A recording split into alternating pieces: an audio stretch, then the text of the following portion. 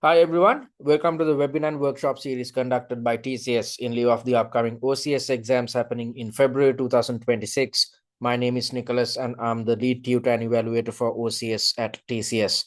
So let's look at the session plan. First things first, I'm going to take you through the technicalities concerning your OCS examination. Some of you might be attempting this exam for the first time.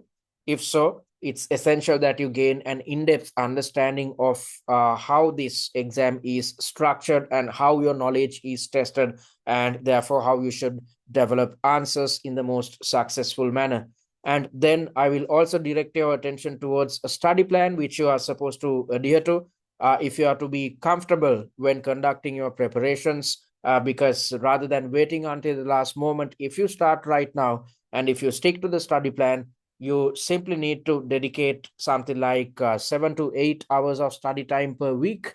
And this will give you enough opportunity to practice all 6 mock exams, not just practice them, but also it will give you the opportunity to conduct revision, which is the most crucial part of your preparation. And also, since I missed out on last week's webinar, I was supposed to conduct the first webinar last week, but due to one of my kids being sick, I had to cancel the session, unfortunately. Therefore, as per our initial plan, today I was supposed to conduct a pre-scene analysis. Since I missed out on it, I will be conducting run through of the pre-scene towards the very end of tonight's session. And reminding you of the upcoming webinars and workshops we have scheduled for you. The third webinar, Answering Technique, is happening next Saturday at the same time, 5 p.m. UK or 17 GMT or 5 p.m. GMT. And in this third webinar, I'm going to teach you crucial answering and time management techniques. And after teaching you these elements, I'm going to take you through a mock exam, thereby explaining how to implement these answering and time management techniques in the most practical manner. So out of the webinars and workshops which we have scheduled for you, the most important one is happening next Saturday. Make sure to attend it without fail to learn answering and time management techniques, because if you are clueless of how to develop answers, you will definitely run out of time. And when you run out of time, you will have to repeat this exam. So it's essential that you attend the third webinar, Answering Technique. And on the 3rd of January, I will be teaching you stress management techniques, because in this exam, as per what the examiner tells us, the examiner is not just testing your theory knowledge and application skills. The examiner is also trying to figure out whether you are capable of managing stressful situations, because it's not easy to sit in one place and attempt 4 different sections, one after the other, across 3 hours, especially towards the last 2 sections of your paper. You will be exposed to extreme levels of stress, which is driven by fatigue or extreme levels of fatigue. So it's essential that you know how to manage your stress levels, how to manage anxious situations, how to manage fatigue in order to successfully complete your examination. So in the 4th webinar, which is happening on the 3rd of January, I will be teaching you stress management techniques. On top of that, I will be taking you through examiner's comments, thereby explaining what the examiner tells us to achieve when conducting preparations and whilst attempting the examination. So all these things are taken from the exam blueprint. So I will cover all these elements in the webinar, which is happening on the 3rd of January. And once we are done with the webinar series, then we are kickstarting our workshop series. And we are starting with the F1 workshop, in which I'm going to take you through the entire syllabus, thereby explaining which syllabus areas are tested at this examination. And after I'm done with it, I will be conducting a masterclass focusing your attention towards an F1 related question, which is contained within our first mock exam. So similarly, I will be conducting workshops and masterclasses focused on your P1 and E1 syllabi.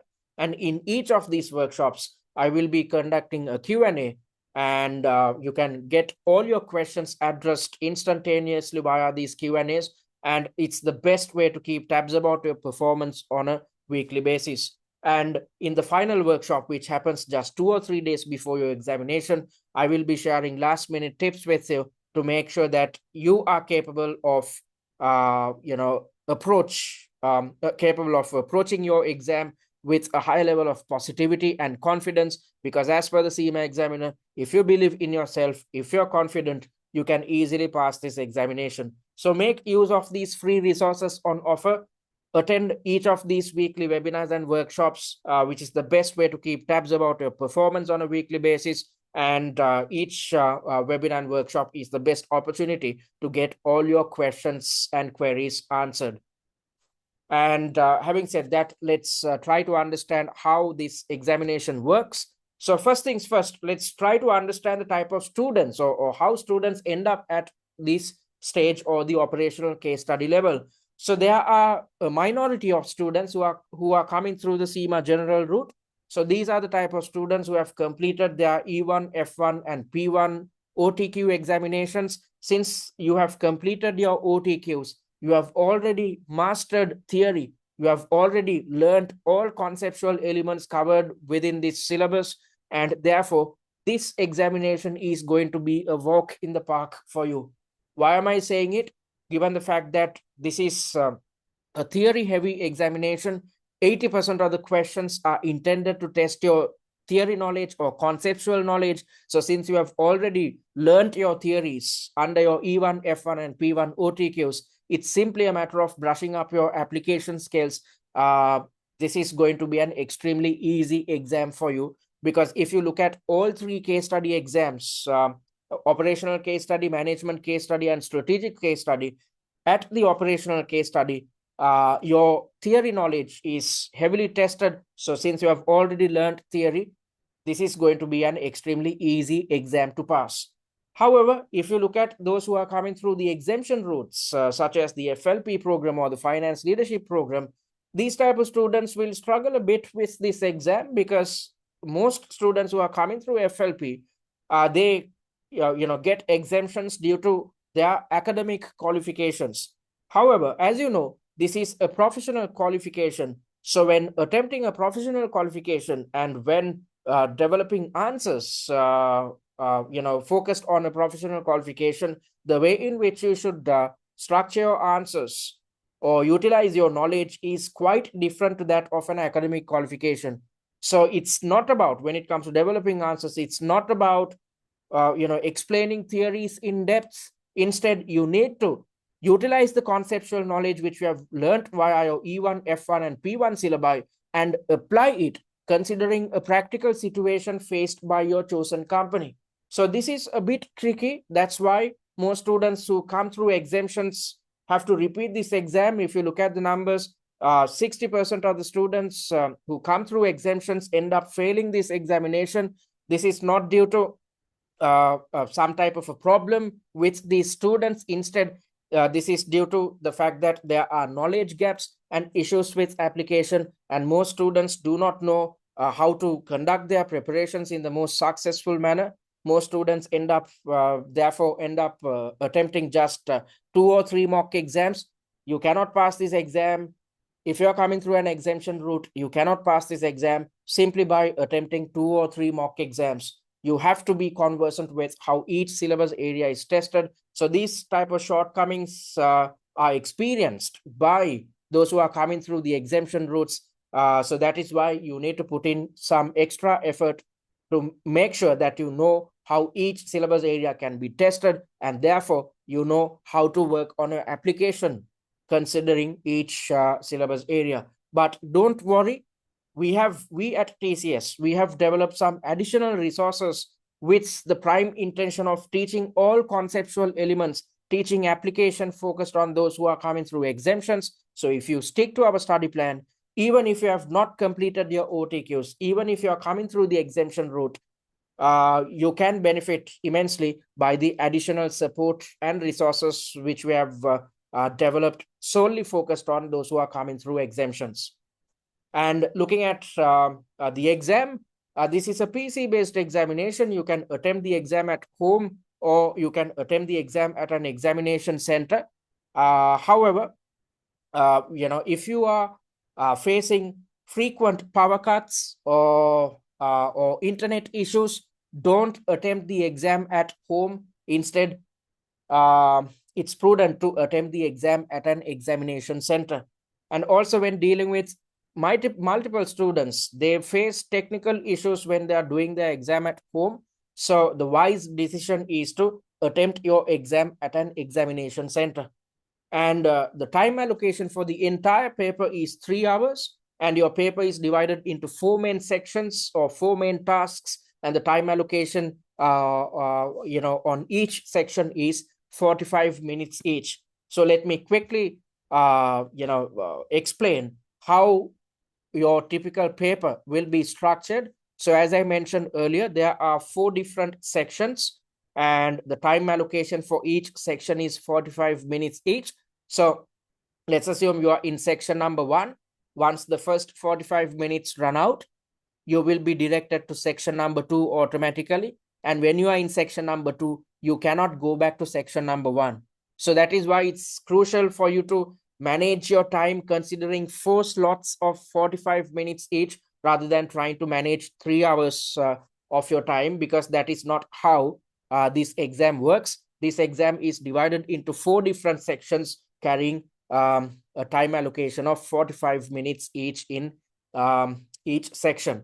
And you'd see that there are 2 or 3 subtasks contained within each section. So there are 4 sections in a typical paper, and within each section, you will see 2 or 3 subtasks. So this is mock number 1, which we have developed focused on your OCS exam. And in this paper, if you look at each section, there are 3 subtasks each, but at your exam, certain sections will carry just 2 subtasks, whereas certain sections will carry 3 subtasks.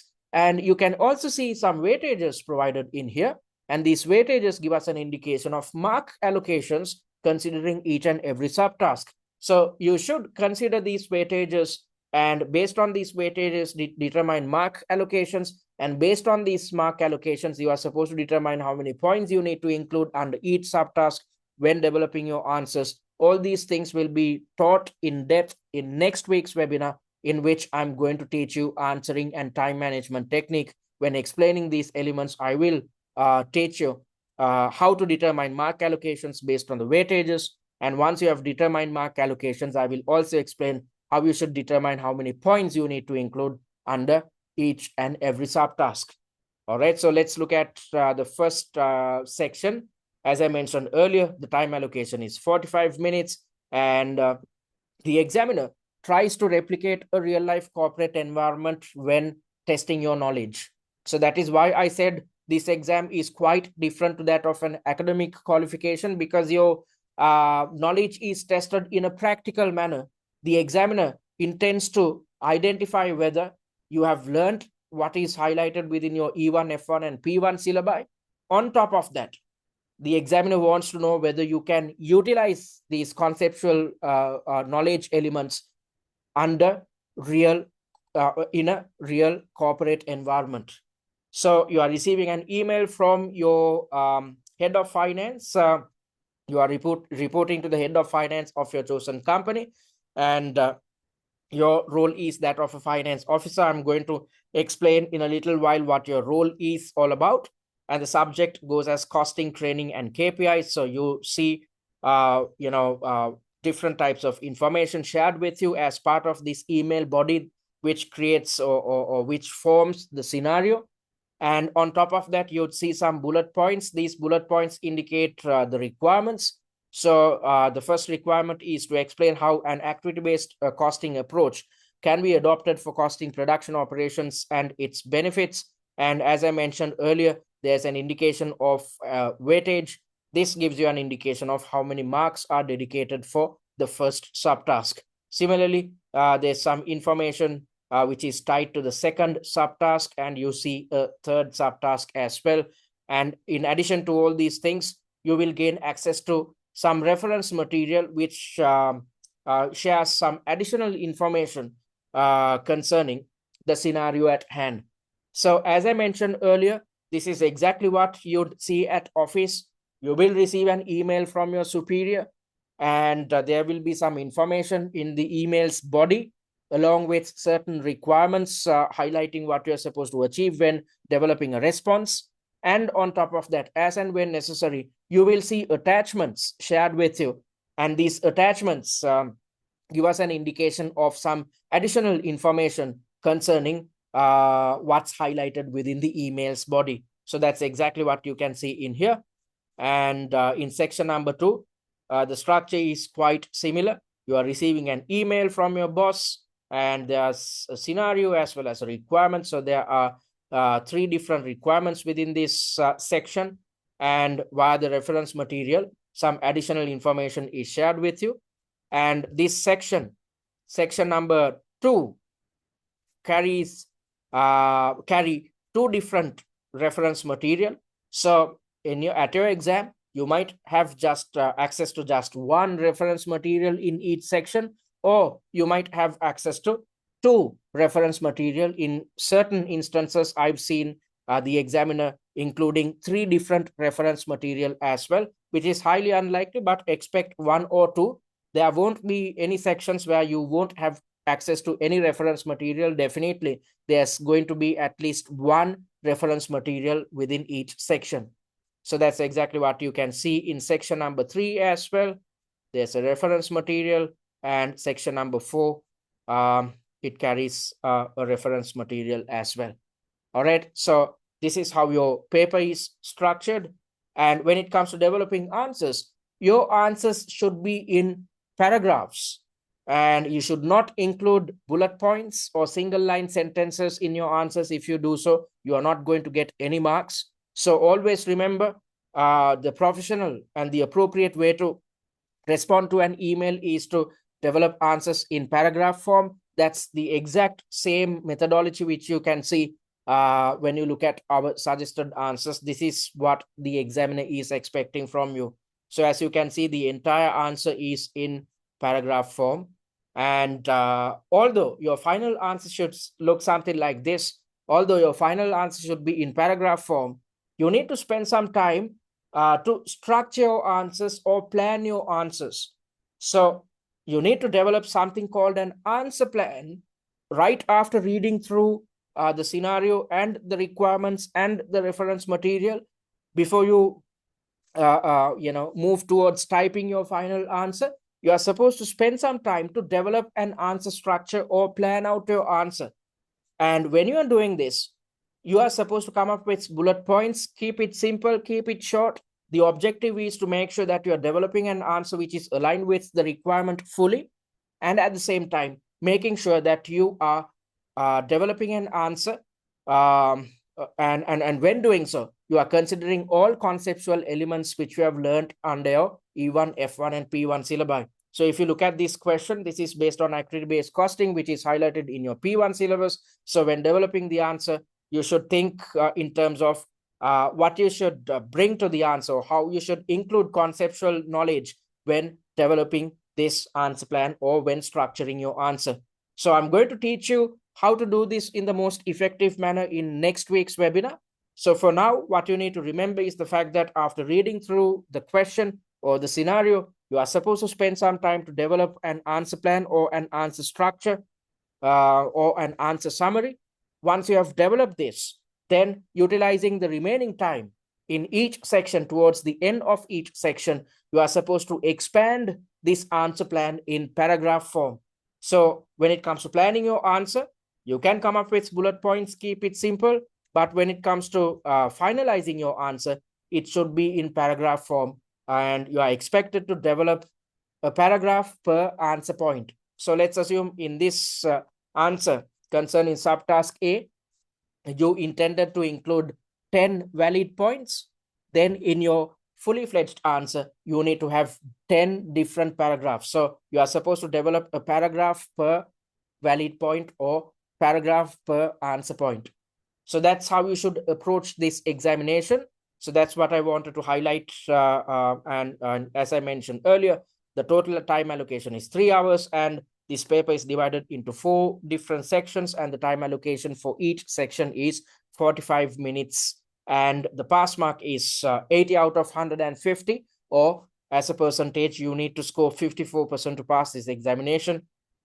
So even if you screw up half your paper, you still can pass this examination if you master your answering and time management techniques, which you are going to learn in next week's webinar. And at the same time, if you revise appropriately, I will explain what you need to do in terms of revision in a short while. So if you revise focused on the same 6 mock exams, then you need not worry about scoring 80 out of 150 at your exam, because out of the 3 examinations, OCS, MCS, and SCS, OCS is the easiest one, because if you know your theories, you can easily pass this examination. And if you look at your final case study, which is the strategic case study, 85% of the questions are intended to test your application skills. So theories are not really heavily tested at the SCS stage. Instead, your practical decision making, your practical application skills are tested. So there is no very correct answer when it comes to the SCS exam. But in here, at this stage, everything is based on theoretical concepts. So this is the easiest exam out of the 3 case studies conducted by CIMA.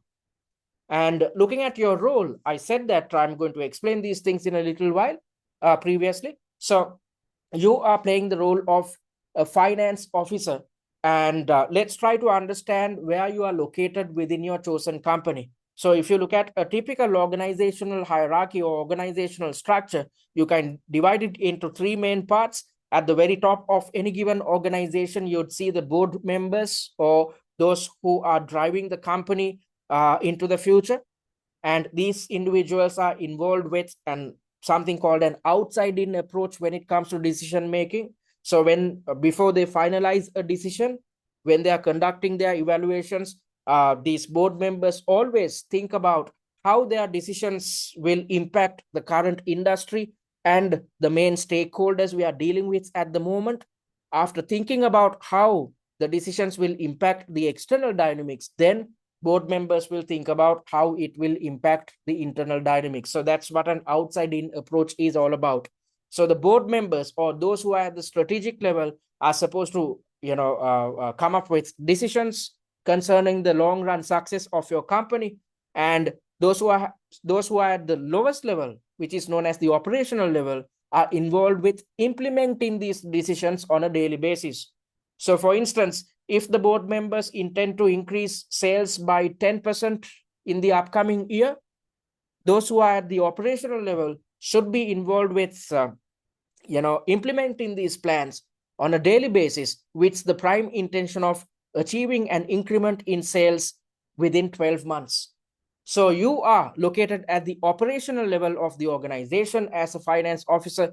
Therefore, you are involved with the day-to-day running of your business. So you are not supposed to be involved with decision making. Instead, you are supposed to assist decision makers, and you are involved with implementing the decisions which are arrived at by the strategic level.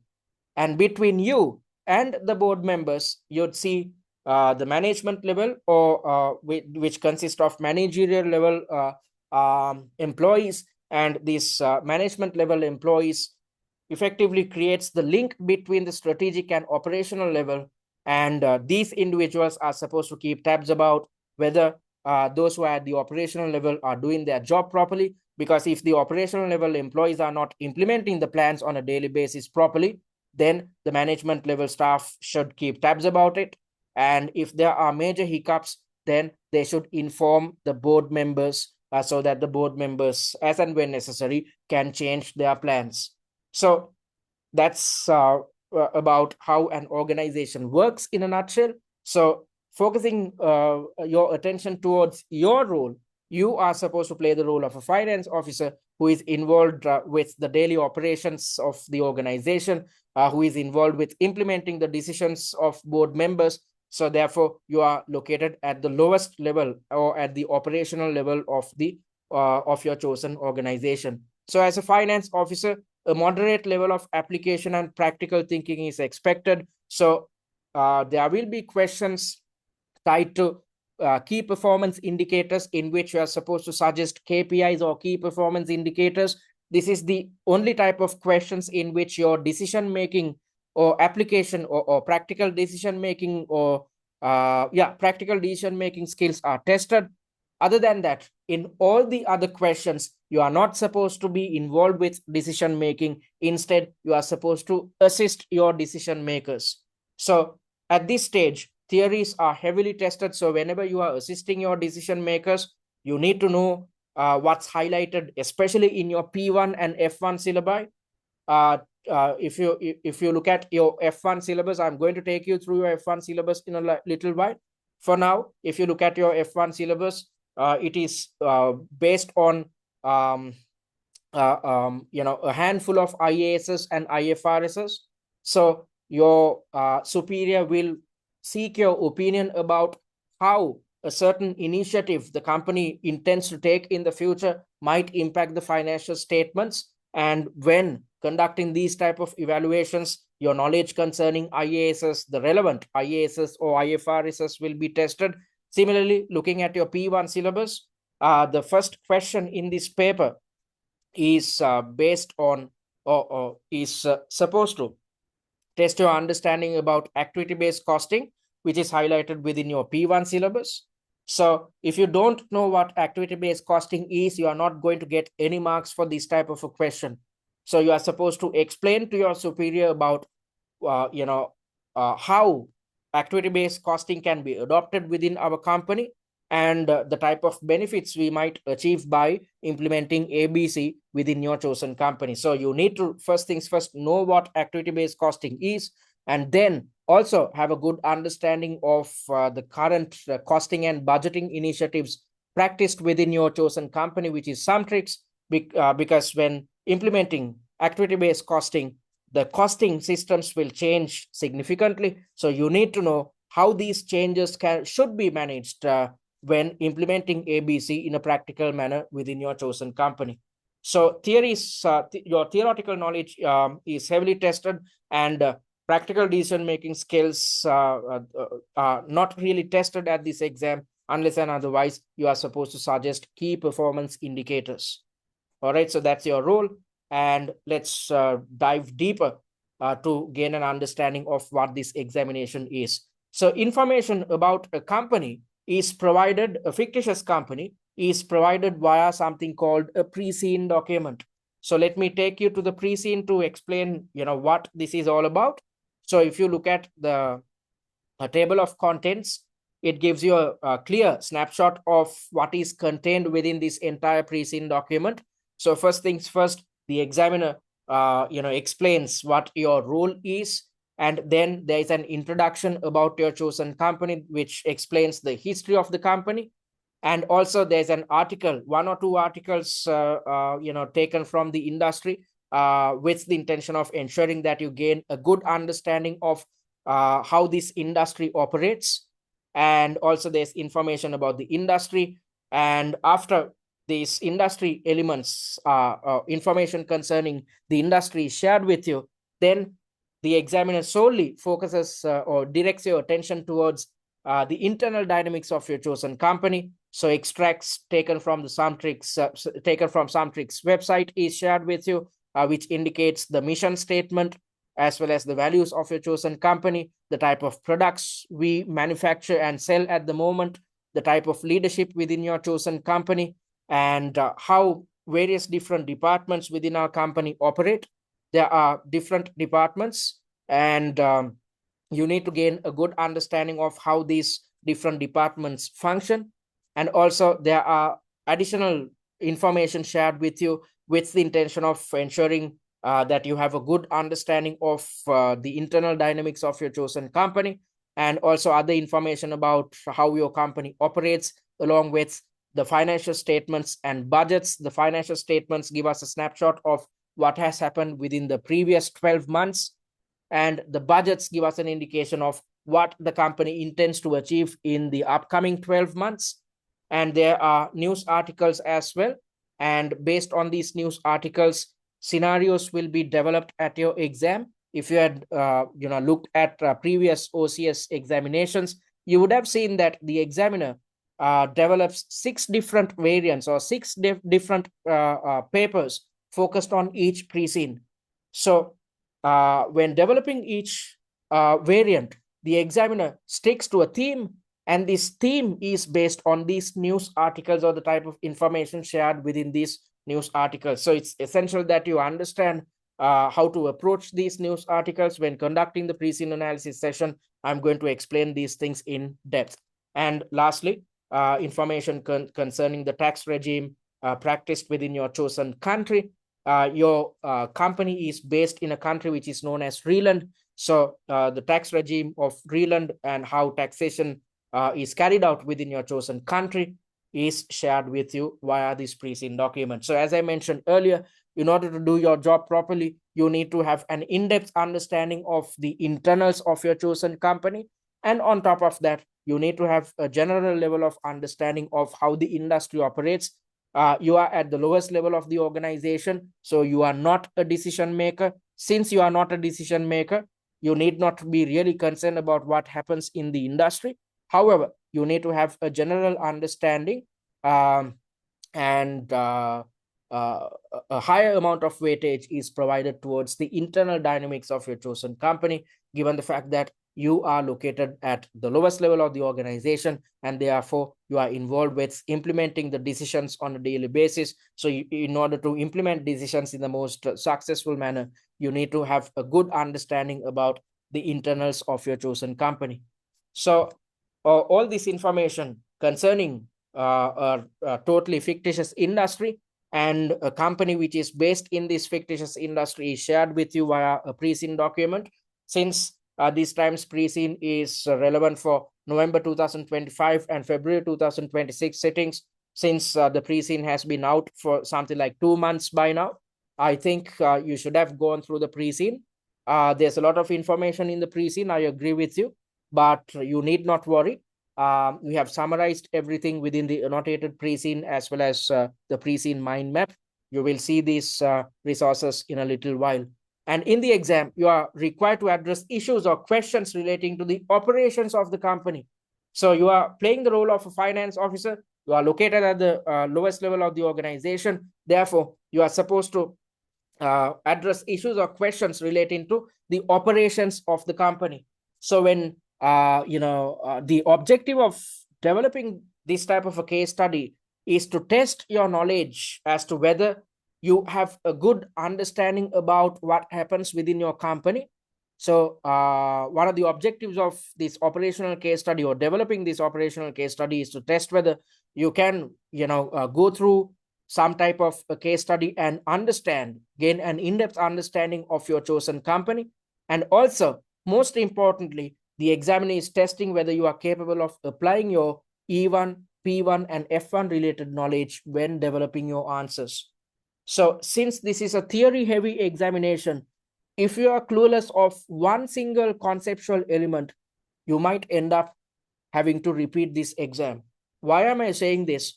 Because your syllabus is vast and certain questions carry an extremely high weightage.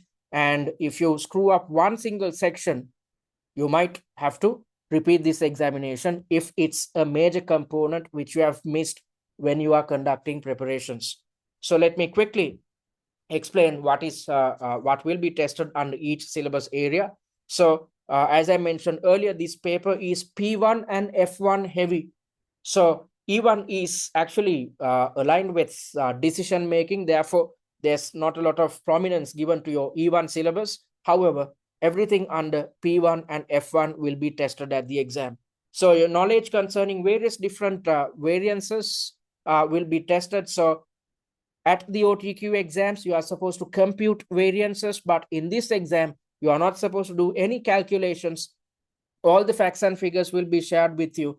Your job is to explain or evaluate these facts and figures. So you are not supposed to compute anything. Simply, it's a matter of explaining the variances which are shared with you as part of the reference material. So your knowledge concerning sales variances, sales mix and quantity, as well as material variances, labor, variable and fixed overhead variances, as well as the differences between planning and operational variances will be tested. And also your knowledge concerning budgeting and controls will be tested. So you should know what the principal budgeting factor is, you should know the differences between a top-down or an imposed versus a bottom-up or a participative budgeting approach. And you should know what budget stress testing is, the benefits of stress testing budgets, and also on top of the current budgeting system adopted by your chosen company, which is traditional incremental, the company, as per pre-scenes information, the company adheres to an incremental approach to budgeting. However, so you should know what an incremental approach to budgeting is. However, on top of all these things, on top of the current budgeting system, you should also know about alternative budgeting systems as well. So that is why your knowledge concerning rolling budgets, how to implement rolling budgets, as well as the benefits of implementing rolling budgets will be tested at your exam. Similarly, your knowledge concerning flexible budgeting, activity-based budgeting, zero-based budgeting, and beyond budgeting will be tested. And you should know the differences between feed-forward and feedback controls, and what responsibility accounting is, the benefits of adopting responsibility accounting, adopting responsibility accounting. And you should also know the differences between what if and sensitivity analysis. And also concerning costing and pricing, various different costing methodologies are contained within your P1 syllabus. So all these knowledge areas can be tested at the exam. If you look at the current costing system in place, it's standard absorption costing. SumTrix relies on a standard absorption costing method, given the fact that they are relying on standard cost cards.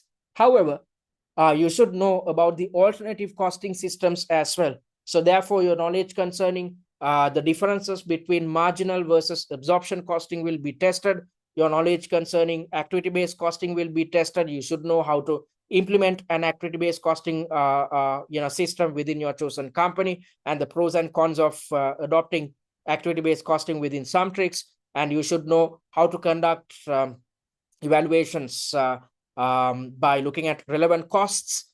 And there could be a situation where the company ends up developing a new app, which is highly likely.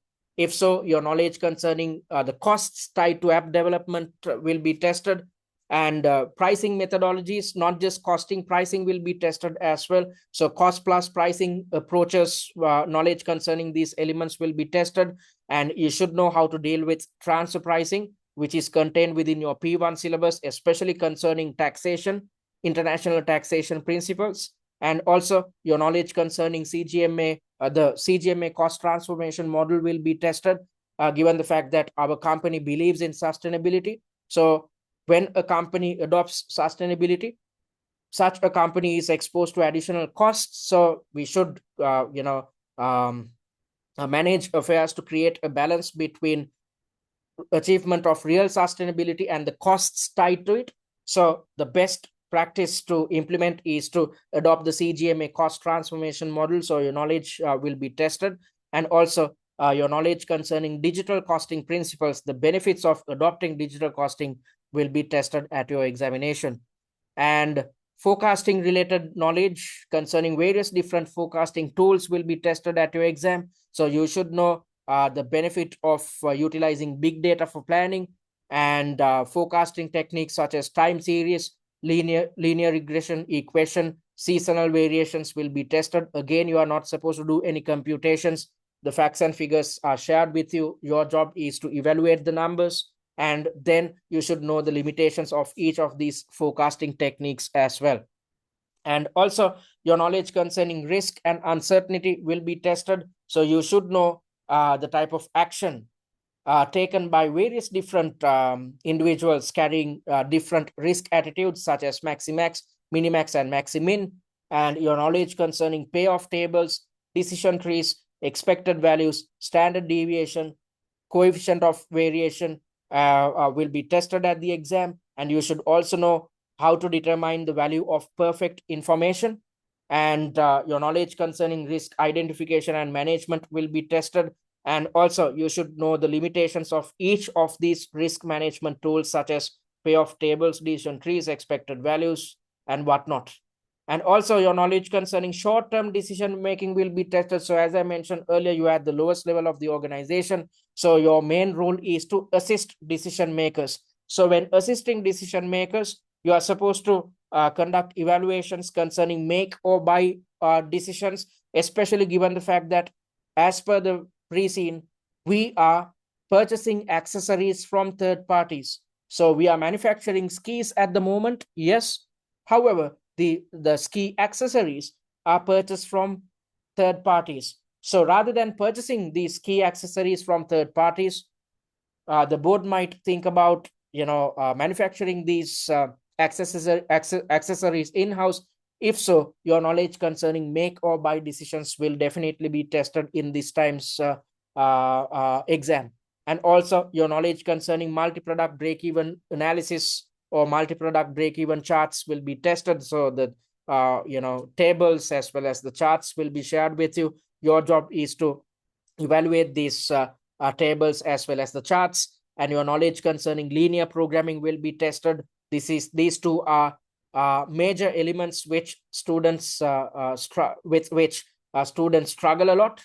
So it's essential that you attempt all mock exams to gain a clear understanding of how these type of main elements can be tested at the exam, because if you attempt just 2 or 3 mock exams, and if these 2 or 3 mock exams do not contain questions to do with multi-product break-even analysis or linear programming, and if these questions appear at your real exam, you are going to struggle a lot at your real examination. And also your knowledge concerning inventory management will be tested. So you should know what an aggressive approach to inventory management is, and what the type of issues we might face when opting for an aggressive approach. And you should know the differences between the economic or the quantity or the EOQ model and the just-in-time purchasing or the JIT model. And your knowledge concerning ethics will be tested. So when conducting business, you are supposed to uphold ethics. So your knowledge concerning the COPPI framework will be tested at the exam, and you should be well versed with what corporate social responsibility or CSR is. And when dealing with automation in the future, we might have to get rid of our employees. When doing so, we have to manage redundancies in the most practical and ethical manner. And also, there could be a scenario where the board intends to implement artificial intelligence with the intention of improving our manufacturing operations. Therefore, you should know the benefits of adopting artificial intelligence in our manufacturing operations. And also, you should be well versed with the non-financial factors to consider when it comes to decision making. And also, be prepared to suggest various different KPIs. So first things first, you should know the benefits of using something like a KPI dashboard, how it will assist our decision makers and in which way. And also, as I mentioned earlier, be prepared to recommend justified key performance indicators. And when doing so, be prepared to suggest KPIs concerning each and every department, each and every function, each and every activity carried out by our existing employees. So you need not worry. We have highlighted all these elements, all these KPIs, or covered all these KPIs within the 6 mocks which we have prepared for you. And also directing your attention towards your F1 syllabus. As I mentioned earlier, under F1, a handful of IASs and IFRSs are tested. So you should be conversant with IAS 2 inventories, IAS 7 cash flow statement, the direct and indirect approach. You are not supposed to, do any calculations or develop cash flow statements. Instead, you should have the capability to explain the differences between the direct and indirect method when it comes to developing cash flow statements. And your knowledge concerning IAS 10 events after reporting period and IAS 16 property, plant and equipment will be tested. IAS 16 is heavily tested because this accounting standard can be tested in multiple angles. So your knowledge concerning capitalization of expenditure, then how to conduct depreciation, how to dispose of non-current assets, and when disposing non-current assets, we are supposed to revalue these assets. So how to conduct these revaluations, and sometimes the useful economic lives of assets might change when we conduct revaluations. So you should know how to deal with all these things and how these dealings will impact our financial statements. Also, your knowledge concerning IFRS 5 non-current assets held for sale and discontinued operations might be tested along with IFRS 16 leases. And looking at taxation, your knowledge concerning general taxation principles will be tested. You should know how to compute capital gains taxes as well as deal with international taxation, especially when it comes to transfer pricing when dealing with international subsidiaries or international branches. And your knowledge concerning working capital management will be tested. So you should know, you should have the capability of explaining working capital ratios such as receivable days, inventory days, payable days, and therefore the cash conversion cycle. And also, if we run out of cash, you should know how to find cash in the short term, which are professionally termed as financing options. And if we have a surplus of cash, you should know how we should invest these short-term cash surpluses in the most successful manner. So your knowledge concerning short-term investment options as well as financing options will be tested at your examination. All right, so this is a vast syllabus. So that's why it's essential that you attempt all 6 mock exams to gain a clear understanding of how each syllabus area is tested, especially if you are coming through the exemption route. So that's that. And having said that, let's try to understand what you are supposed to achieve in the upcoming weeks. So make sure to attend the live webinars and workshops we conduct on a weekly basis. And you have to kickstart your preparations by reading the annotated pre-scene. You will see what this document looks like in a little while, because when conducting the pre-scene analysis, I'm going to take you through this document. And then you are supposed to watch 3 pre-scene analysis videos to gain an in-depth understanding of the entire pre-scene. After you have watched these 3 pre-scene analysis videos, you will gain a good understanding of the industry, the internal dynamics, as well as the financial standing of your chosen company.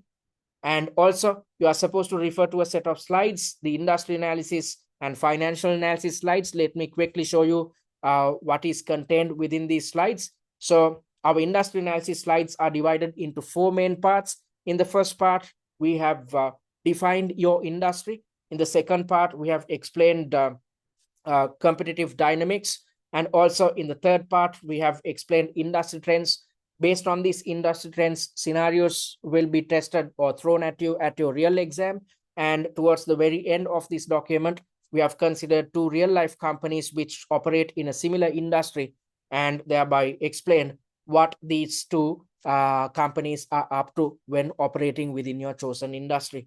And also, we have evaluated the financial analysis, financial statements which appear within the pre-scene, thereby conducting a financial analysis. So we have evaluated the statement of profit and loss. And when doing so, we have made sure to keep things simple so that you can easily understand what is contained within each and every financial statement. And similarly, we have evaluated the statement of financial position and the statement of cash flows. And at the very end, we have conducted a ratio analysis. Again, we have evaluated each ratio in depth, yet making sure to keep things simple to make sure that you can easily understand what is contained within these set of slides. So you need not conduct your own industry analysis or go through the financial statements and conduct your own financial analysis. We have done it for you. Also, you are supposed to go through a set of slides which highlight the most probable scenarios which can be tested at your exam, which are the top 10 issue slides.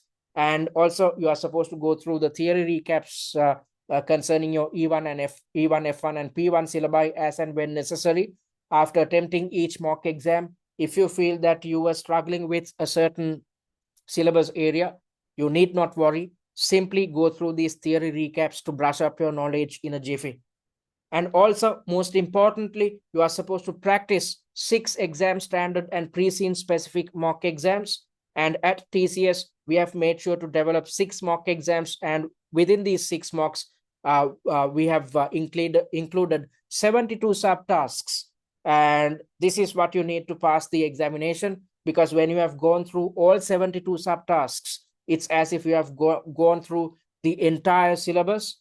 and when you are conversant with how each syllabus area is tested, you are not going to struggle at your real examination. And you are not just expected to attempt the 6 mocks because simply because of the fact that you attempt the 6 mocks, you are not going to pass. Instead, most importantly, you are supposed to direct your attention towards revision. And when it comes to revising your knowledge, you are supposed to refer to our answer plans first. So after each mock attempt, refer to the answer plans, then you will understand how you should have structured your answers.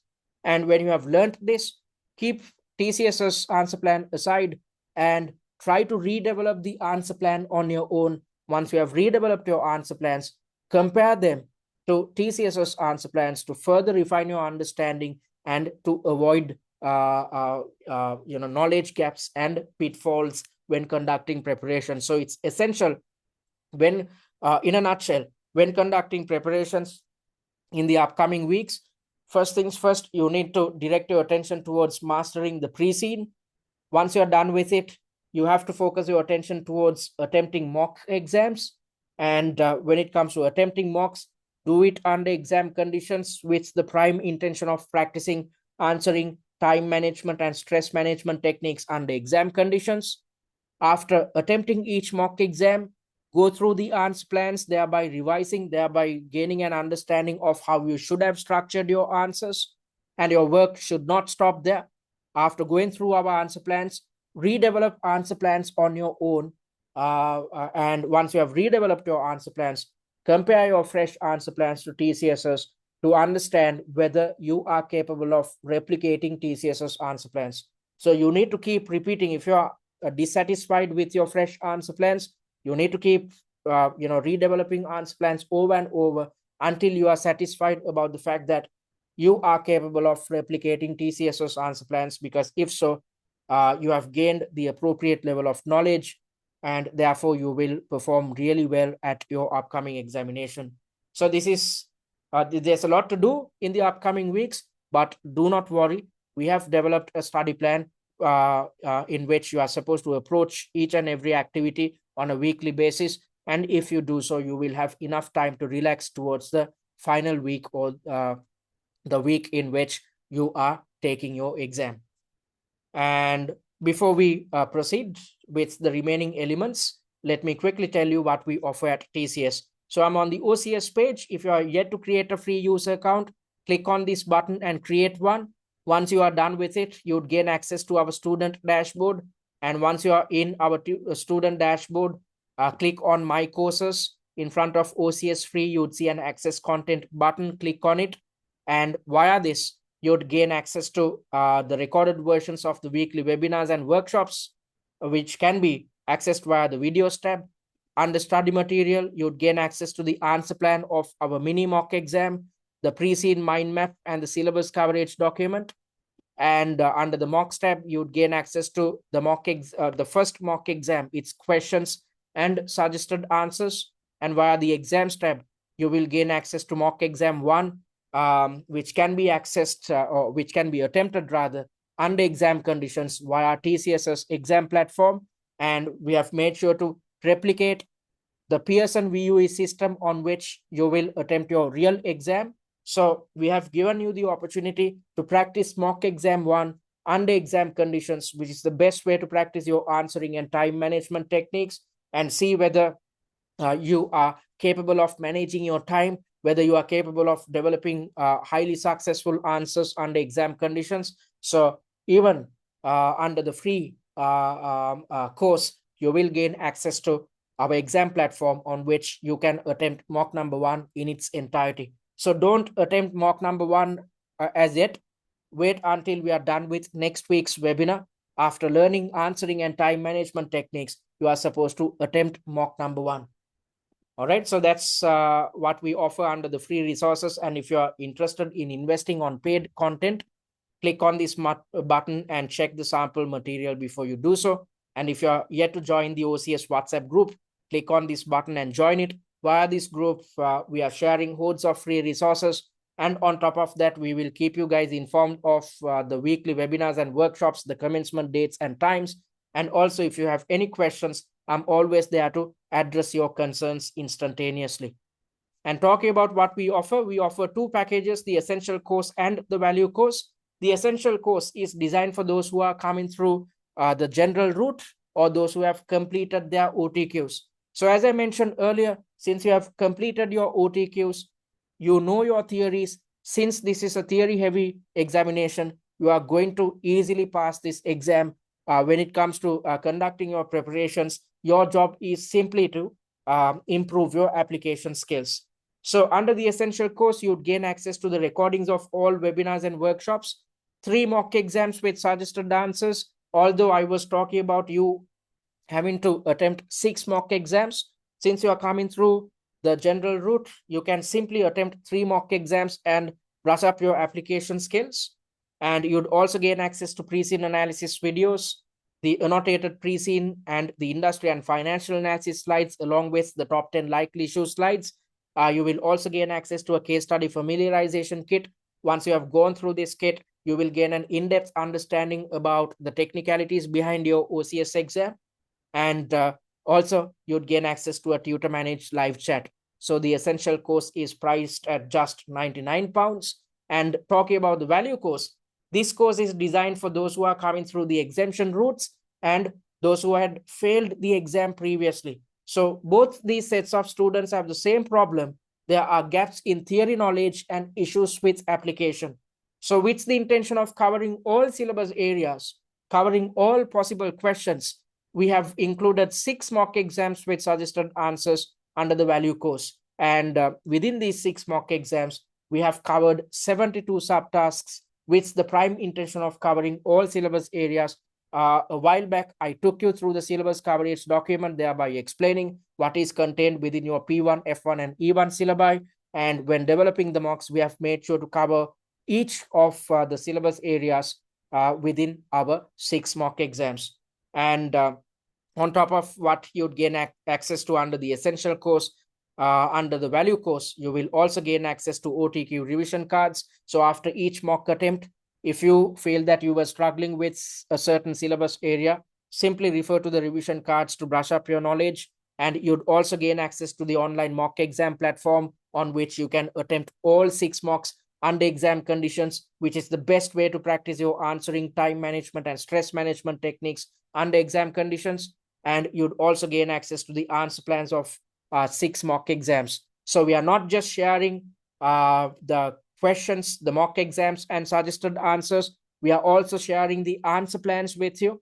When you have access to the answer plans, you can easily understand the logic behind each answer, how you should structure your answers, how to bring in theoretical or conceptual knowledge when developing your answers. And this is the easiest way to figure out application on your own when you have access to these answer plans. And when conducting revision, as I mentioned earlier, your job is to replicate these answer plans on your own. And once you have redeveloped your answer plans, you are supposed to compare them to TCSs. This is the best type of revision you should be involved with, given the fact that you don't have much time at your disposal. You have something like 2 months to focus on your preparations. So it's essential that you manage your time in the most effective manner.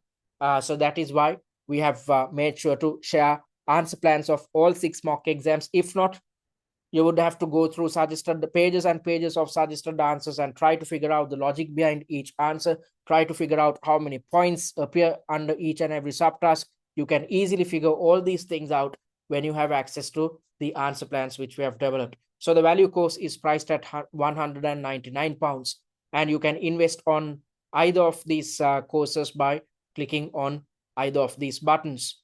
And all products are available until the 28th of February 2026, because the next sitting, which is happening in May, will be focused on a totally different pre-scene document.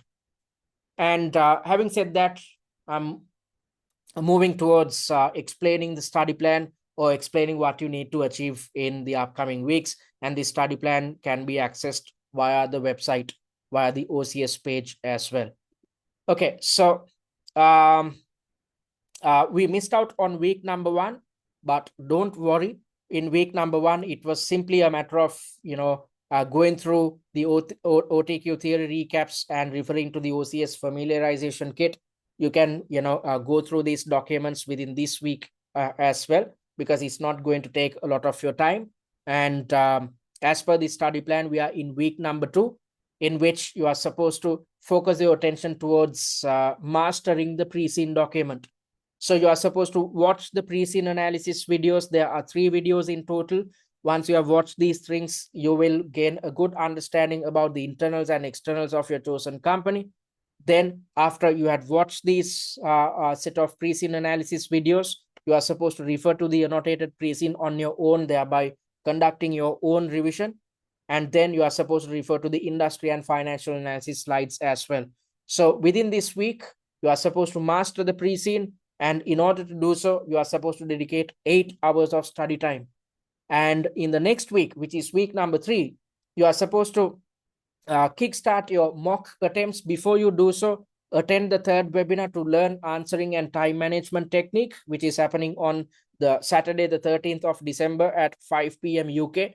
And once you have learned these things, then you are supposed to start attempting mocks under exam conditions, thereby practicing the answering and time management techniques, which we are going to teach you on the 13th of December. And as you can see, there is a gap between, a 2-week gap between the 3rd webinar and the 4th webinar. So the 3rd webinar is happening on the 13th of December and the 4th webinar is happening on the 3rd of January, because I've given you a break concerning the Christmas holidays. Although there's a break, there's 2 good weeks in which you should focus your attention towards mastering mocks 1 and 2. So that is why I've included them within week number 3. So you are supposed to attempt mock number 1 via the exam platform. And when you attempt mock number 1 under exam conditions, you are definitely going to run out of time. You are definitely going to screw up your answering technique. I want you to experience these problems, because it's essential that you experience these issues right now, rather than facing them for the first time at your real exam. So after understanding what your shortcomings are, you are supposed to attempt mock number 2 via the exam platform. And when attempting mock number 2 via the exam platform, the objective is to practice your answering and time management techniques.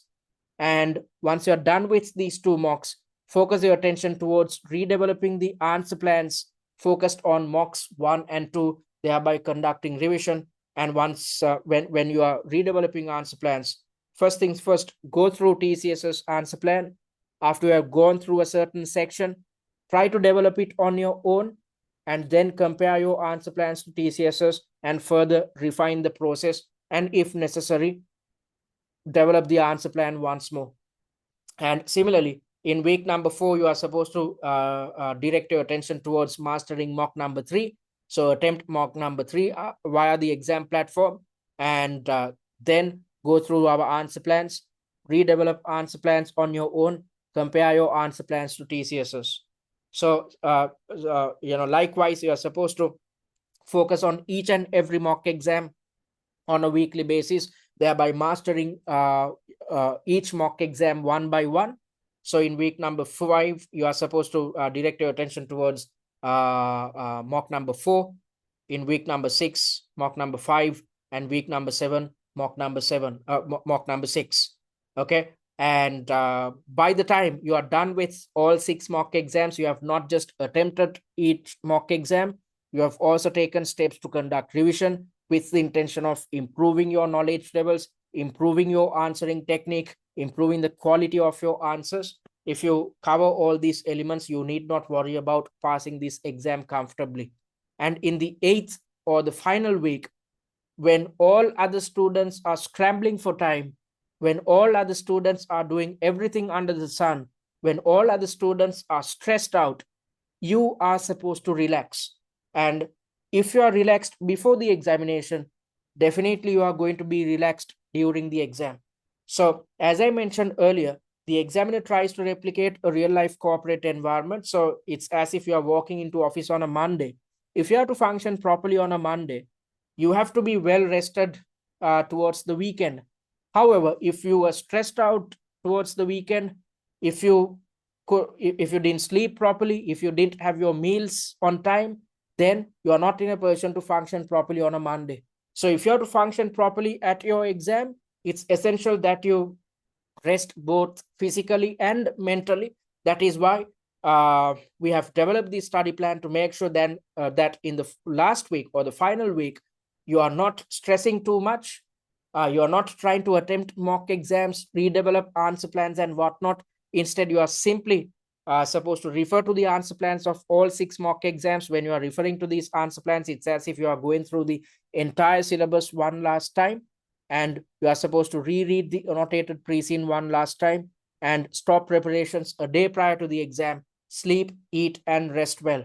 So if your exam is happening on a Wednesday, if possible, take 2 days off. So if your exam is happening on Wednesday, you have to stop all your preparations at least by Monday. Take Tuesday off and walk into the exam on Wednesday. Why am I asking you to take a break before the exam? Because your knowledge is tested in a practical manner at the examination. So if you are to be practical, you have to be rational. If you're supposed to be rational, you have to have an open mind. So if you're supposed to achieve a high level of open-mindedness, then it's essential that you rest before the exam. When dealing with students, I've seen students on the day of the exam, before attempting the exam at an examination center, on the day of the exam, there's a tendency for students to go through mock exams, discuss what type of questions can be tested at the examination. All these things are totally unnecessary if you stick to our study plan, because as per our study plan, you are putting in all the hard yards before the examination, and in the final, therefore, since you have attempted all 6 mock exams, since you have attempted all 72 subtasks, and based on these 72 subtasks, since you have conducted your revision, you need not worry in the final week. It's simply a matter of being involved with last minute brushing up, which is to refer to the answer plans and reread the annotated pre-scene. So in order to be calm and composed before the exam in the final week, it's essential that you stick to the study plan religiously, because although I preach this, most students wait until the last 2 weeks to start preparations. When you start in the final 2 weeks, yes, you have enough time to attempt all 6 mock exams, but you won't have time to conduct revision.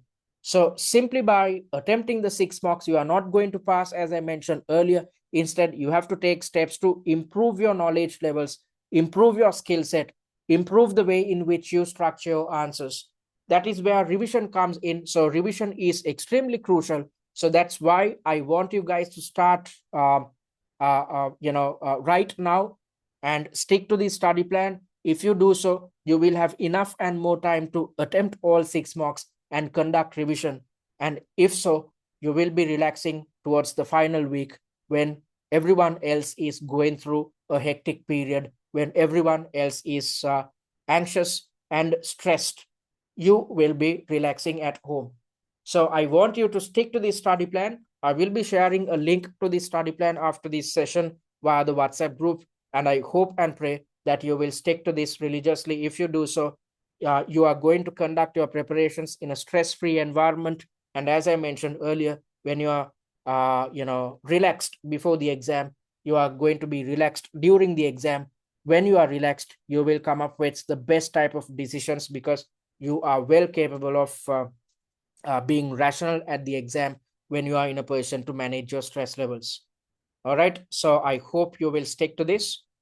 And important dates, directing your attention towards the important dates. Exam entry closes on the 20th of January 2026. So if you're planning to sit for the OCS exams happening in Feb, you have to book your exam before the 20th of January. So although this deadline is there, if you have already decided to sit for the exams happening in February, book your exam right now, because if you wait until the last moment, all the slots will be taken up. Therefore, you might not have the chance to attempt the mock exam, attempt your real exam. On top of that, even if the slots are available, these will be ungodly hours at about 2 a.m. or 3 a.m. It's not the best time to attempt an exam. So in order to avoid disappointments, book your exam right now, because as you know, from May 2026, your syllabus is going to change. So if you are planning to sit for the exams happening in February, it's essential that you book your exam right now, book your time slot, and when you have done something like this, you will automatically stick to the study plan, because you know for a fact that you are committed. You have to attempt the exam on the 4th, 5th, or 6th of February. So book your exam right now. Don't wait until the last moment. And on top of that, since the syllabus is changing in May 2026, it's prudent to complete OCS in this sitting itself. And the exam dates are from the 4th of February 2026 to the 6th of February 2026. All right. So I took you through the study plan, and then I'm going to conduct a pre-scene analysis. So I'm going to direct your attention towards the annotated pre-scene. I have to say that I'm not going to do an in-depth pre-scene analysis due to a time constraint, because I've already conducted a pre-scene analysis session in November, because as I mentioned earlier, it is the same pre-scene which is used in both November 2025 and February 2026 sittings. Since I've already conducted the pre-scene analysis previously, you can simply watch the video, the relevant video. I will share it with you after this session. The link to the YouTube video will be shared after this session. So looking at your company, so I'm not going to do an in-depth analysis. Instead, I'm simply going to focus or direct your attention towards the most important elements. So this time's pre-scene is focused on a company which is known as SumTrix, which is a company that manufactures and sells freestyle and touring skis. So as a manufacturer and seller, your knowledge concerning standard costing methods, and multi-product cost volume profit or multi-product break-even analysis will be tested. And SumTrix was founded 10 years ago. And looking at the products which we manufacture and sell at the moment, we manufacture and sell freestyle skis and touring skis. So freestyle skis are the type of skis which are used within pists or under controlled environments, whereas touring skis are used when individuals are involved with mountain skiing. And also we sell ski accessories as well. Remember the fact that we are not manufacturing ski accessories on our own. Instead, we purchase them from third parties. However, when it comes to manufacturing freestyle and touring skis, we manufacture them in-house 100%. And we are based in a fictitious country which is known as Freeland, of which the currency is the R dollar. And we were founded 10 years ago, and we are still an owner-managed business. And our goals are to develop high-quality skis. And via what we offer, we try to elevate the performance of our users and improve freestyle enthusiasts' experience. And we are well known to offer excellent control, smooth landing, and we offer colorful designs, which is a unique selling point, which helps us stand out when you consider the competitors. And our reputation is based on quality and colorful artwork. As I mentioned earlier, this is a USP or a unique selling point. And most recently, we expanded into manufacturing touring skis. So in the previous 10 years, we were only focused on manufacturing freestyle skis. However, recently we started manufacturing touring skis as well, which indicates the fact that this is a company which is trying to expand. This is a company which believes in innovation. Therefore, at your examination, there will definitely be a scenario which is tied to some type of a diversification, some type of an expansion. And these touring skis are in high demand, and we offer lightweight touring skis which are strong and reliable. They come with unique designs, and our employees are excellent craftsmen.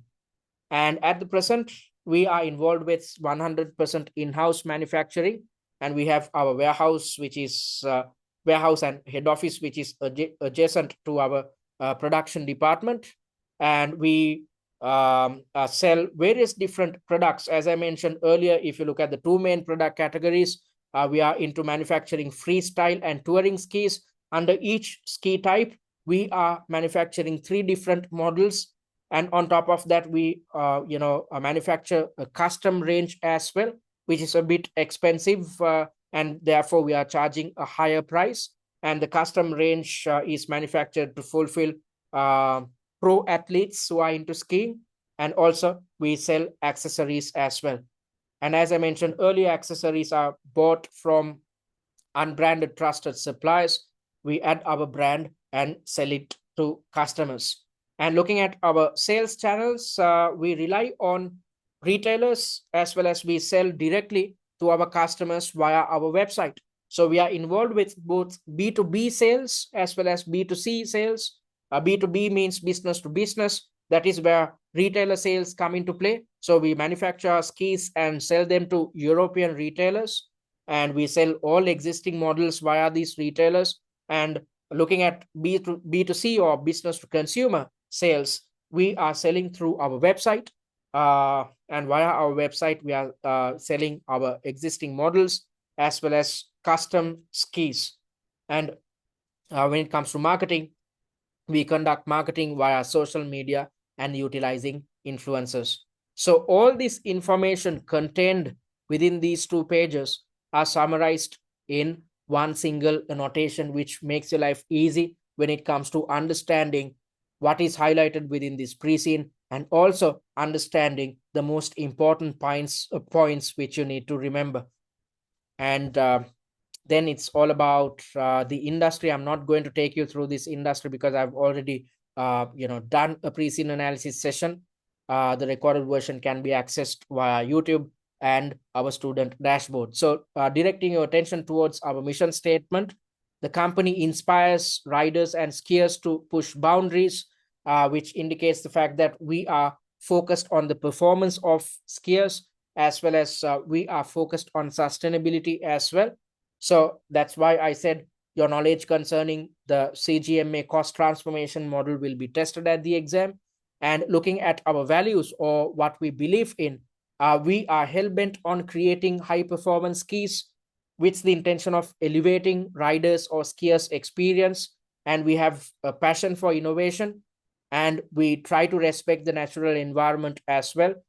With this in mind, we are involved with sustainable sourcing. When we source components and raw material, we always try to source from sustainable sources, and also we are trying to implement sustainable manufacturing as much as possible. So tied to this information, the syllabus areas which can be tested, as I mentioned earlier, your knowledge concerning the CGMA's cost transformation model will be tested. Digital costing will be tested, because if you are to achieve real sustainability, we have to rely on digital systems. Therefore, your knowledge concerning digital costing will be tested. And also, you have to be concerned about corporate social upholding, corporate social responsibility or CSR, as well as ethical business practices, if we are to achieve real sustainability. And also, your knowledge concerning non-financial factors which should be considered when it comes to decision making will be tested at your exam. And I spoke about the type of products we manufacture at the moment, so I'm going to skip this part.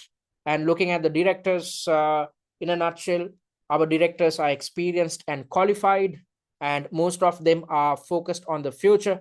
Most of them believe in the benefit of customer centricity, benefit of achieving sustainability, and use of new technologies such as artificial intelligence. So tied to all this information, the probable exam scenarios which can be tested is in terms of expanding our product range, given the fact that we believe in innovation. We have expanded recently. Therefore, in the future, we will expand or go for some type of diversification as well. And it makes sense to embrace artificial intelligence in operations as well as marketing, and embrace better sustainability in the future, and invest on digital costing systems.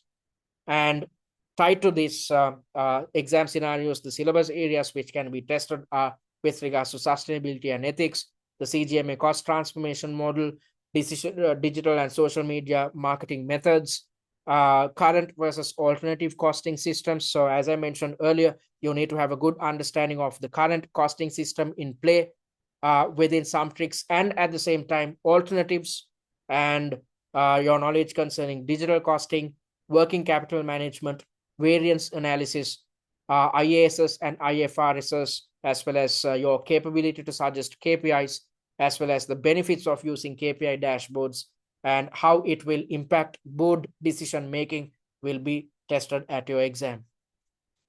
And looking at these parts of your pre-seen document, it gives us an indication of how each and every department is structured. So you are the finance officer and you are reporting to the head of finance, and the head of finance is directly reporting to the finance director. And looking at sales and marketing, as I mentioned earlier, we sell to retailers as well as we sell via our website. That is why we have two separate sales heads who are looking into retail sales as well as website sales. And looking at product development, we have a separate R&D head as well as a head of artwork, given the fact that our designs and colors are considered as a unique selling point.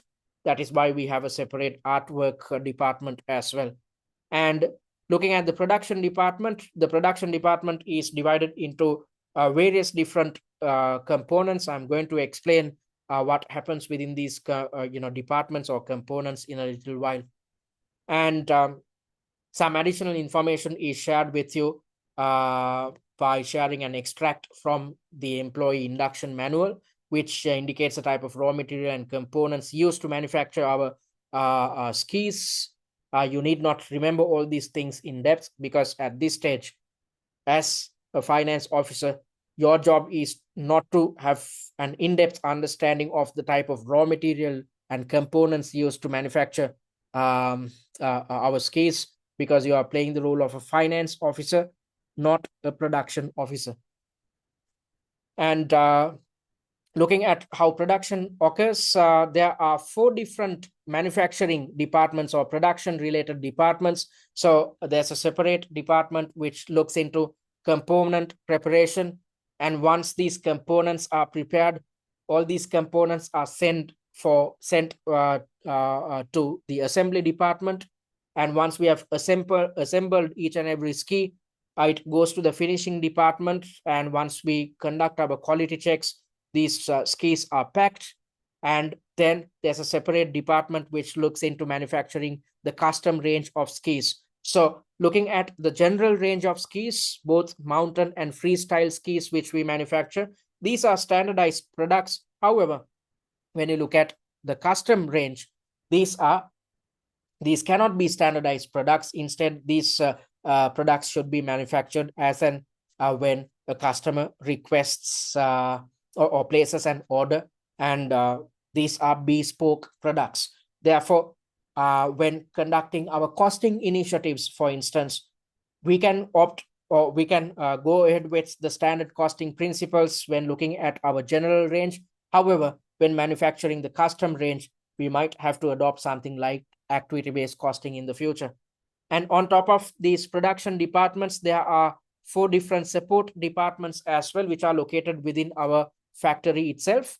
There's a good inwards and good outwards. There are 2 different departments which are looking into the goods. Inward department is looking into purchasing raw material, components, and accessories, and therefore they are involved with inventory management concerning raw material.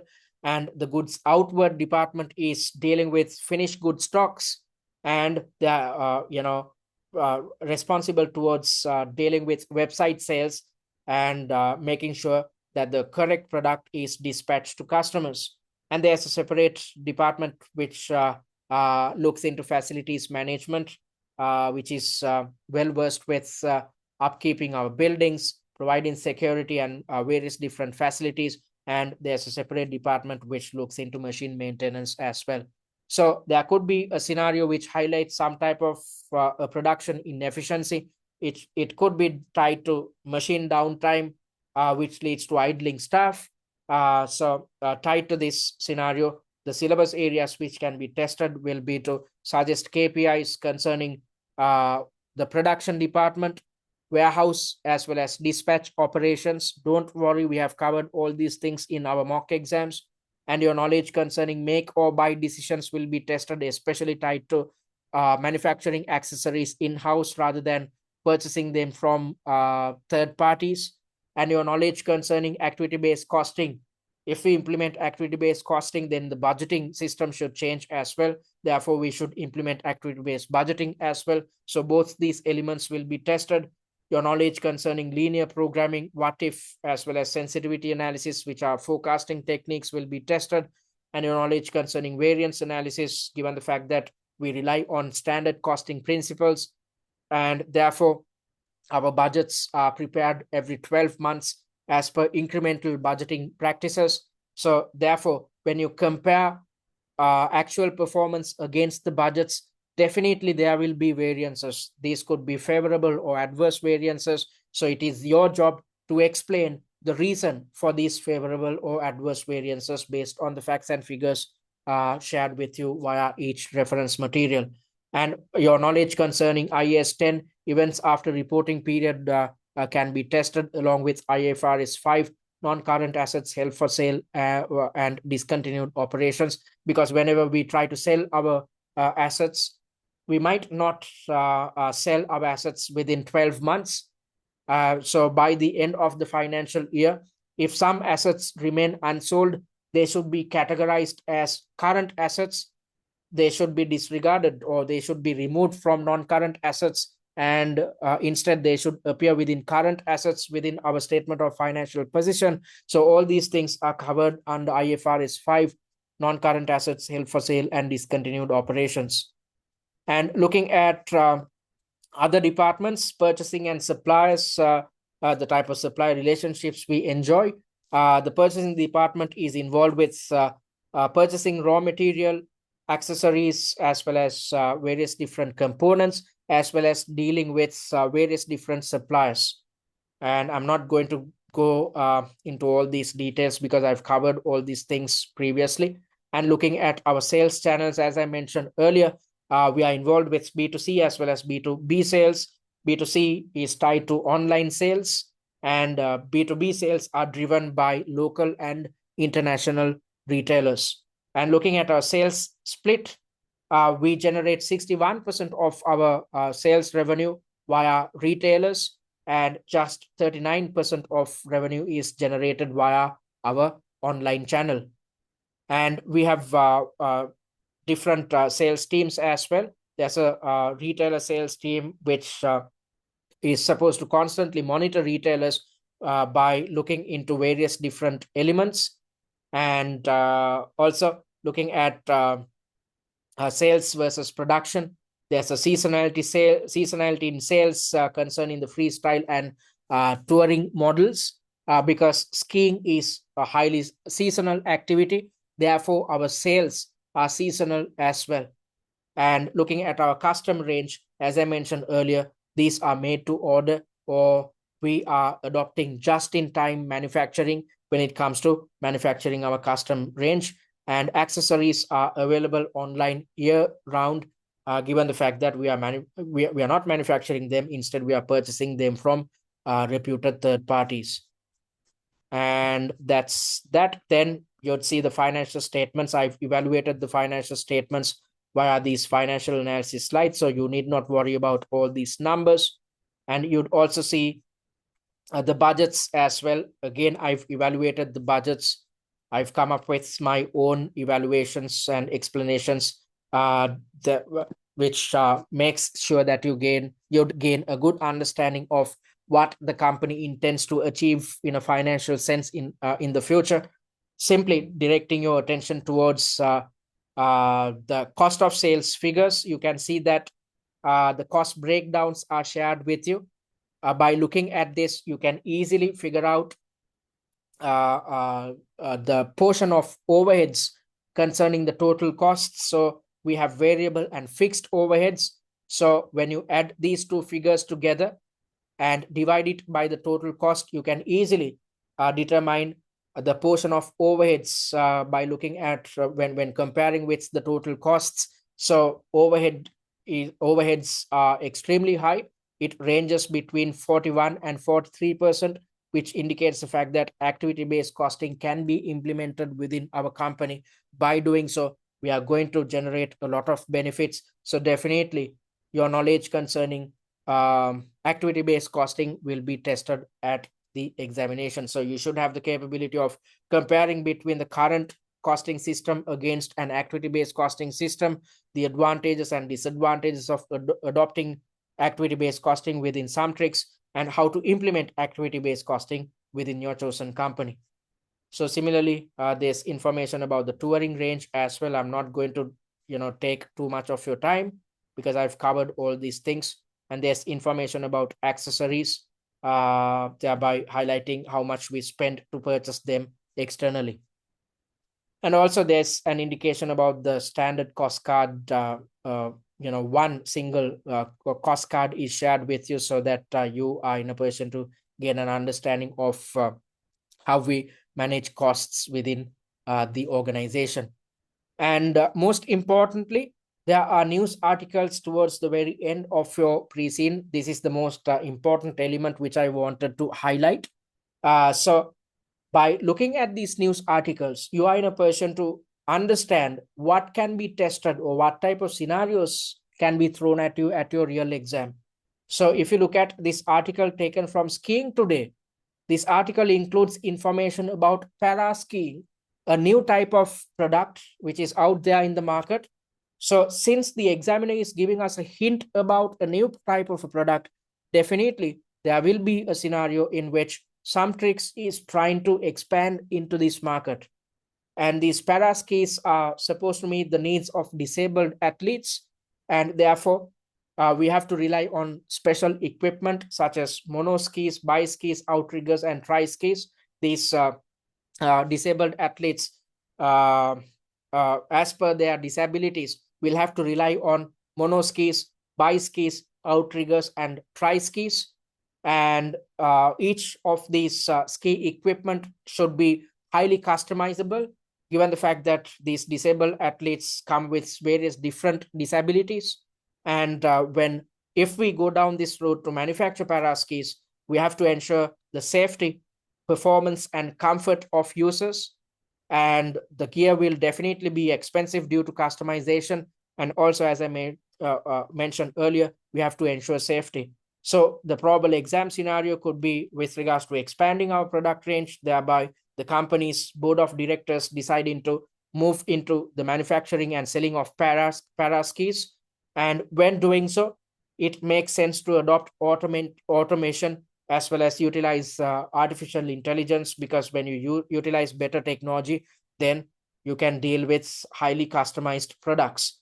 So the syllabus areas which can be tested is with regards to managing risks and uncertainties tied to trying to do something new. And your knowledge concerning forecasting techniques will be tested, especially when you are trying to do something new. We have to forecast about the future. So your knowledge concerning time series, linear regression, seasonal variation will be tested. And you should also know the limitations of each of these forecasting techniques. And you should also know how this new initiative might impact our costing in place. So you should know the changes or the differences rather between marginal and absorption costing, and the differences between the current standard costing principles and alternative costing systems. And if we change the costing system, the pricing systems will change as well. So your knowledge will be tested. And when manufacturing para skis, we have to manufacture mono skis, bi skis, outriggers, and tri skis. Therefore, having to manufacture various different products. Therefore, your knowledge concerning multi-product break-even analysis will definitely be tested. And the benefits of adopting artificial intelligence in operations and testing processes. And if we go for further automation in the future, it might lead to redundancies. So we should know how to deal with these redundancies in the most ethical manner. Your knowledge concerning make or buy decisions will be tested, and you should have the capability to suggest KPIs to keep tabs about sales performance concerning this new product category. the success of this diversification as well as supply relationships. All right, so that's what I wanted to highlight. So as you can see, you can easily gain an understanding of what is contained within this entire pre-scene by going through these short notes or these annotations. And as part of these annotations, I've also conducted my own evaluations, thereby explaining probable exam scenarios which can be tested, and aligned with each of these scenarios, I've highlighted what type of syllabus areas can be tested. And all these things have been covered within the 72 subtasks which we have developed when developing our 6 mock exams. And similar to this, we have also developed a pre-scene mind map. We have already included this within the student dashboard. You can download this document via the student dashboard. Anyways, I will be sharing this via the WhatsApp group as well. So if you look at this, this is a good mind map of the entire pre-scene. So on a daily basis, keep referring to this document to keep yourself constantly reminded of the most important points highlighted within the pre-scene, because I've highlighted what appears within the pre-scene concerning your industry, trends, as well as the history and internals of your chosen company, SumTrix, the product range we manufacture at the moment, what happens within each and every department, the purchasing, production, and support departments, as well as the type of sales channels we rely on at the moment, and the financials concerning the costing system in play, as well as the budgeting system in play. And at the same time, the most important points concerning the financial standing of your chosen company, the mission and beliefs, and what is contained within the news articles. All these things are summarized within this document. All right, so you'd benefit immensely by utilizing these resources. So I'm happy to say that we achieved a 95% pass rate in the previous sitting, which happened in August 2025. And our highest scorer ended up scoring 118 marks. As I mentioned earlier, you just need 80 marks to pass. When the pass mark is just 80, our highest scorer ended up scoring 118, and 7 of our students ended up scoring more than 100 marks simply by sticking to our study plan. So stick to our study plan, master a mock exam on a weekly basis. If you do so, you need not worry about how much you are going to score at your real examination. All right, so having said that, I'm moving to the Q&A. If you have any questions, you can switch on your mic and talk, or drop a message via the chat.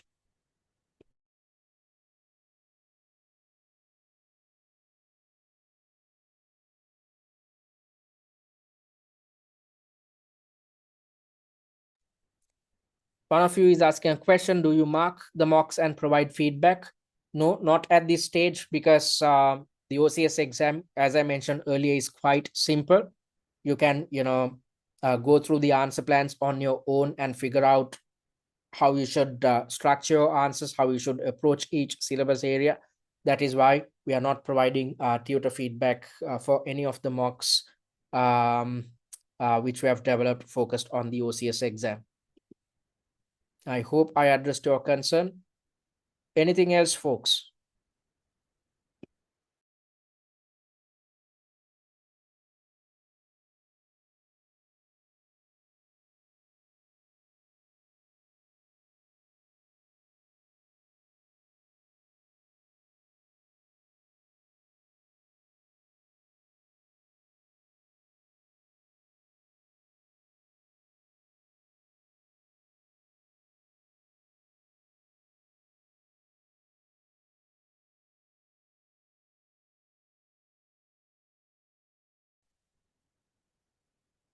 All right, folks. Thank you for those questions. I hope I addressed everything.